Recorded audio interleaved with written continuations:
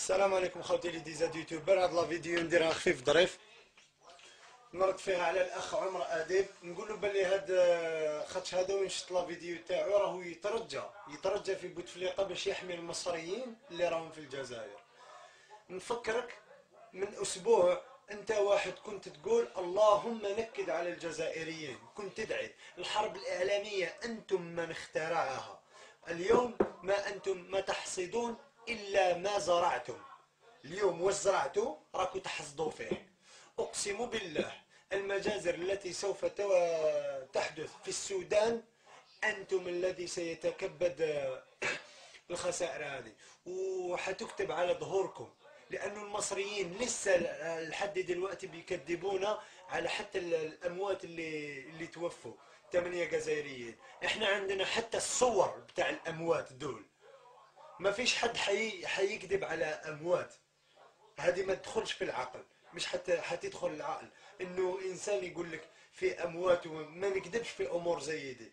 اقسم بالله انتم من وصلنا لهذه الامور، انتم اللي وصلتوا روحكم.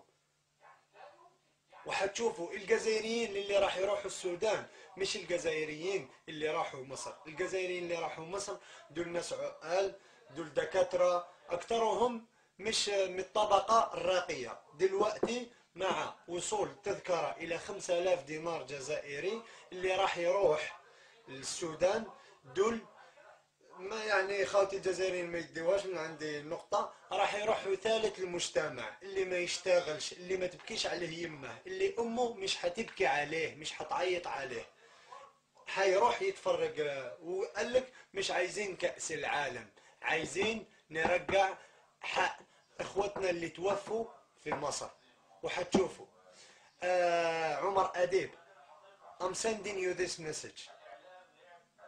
I'm sending you this message.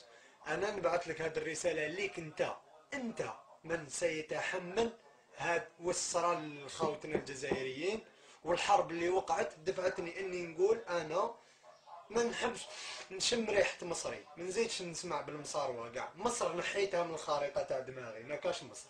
هاك نجحت، أنت نجحت في انك تكره انسان جزائري كرهته في 80 مليون مصري، فيهم امام، فيهم استاذ، فيهم دكتور، فيهم صحفي.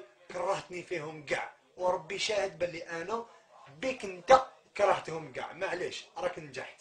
الناس راح يقولوا بلي انا مهبول، انا مقود. معليش ما يهمنيش. وش درتوه راح وش زرعتوا راح تحصدوا. راح تحصدوا. راني نسمع دوكا وكنت تسمعوا في لا فيديو. رضا سيتي ساز يبكي باش تبكي راجل يحب لك، عشان تبكي راجل. وقولوا دي اوانطة وده كلام شوارع وكلام ما سمعتم به. وقع في الجزائر اليوم ما هو إلا مقدمة لنهاية العلاقة الجزائرية المصرية. مش عايزين علاقات دبلوماسية.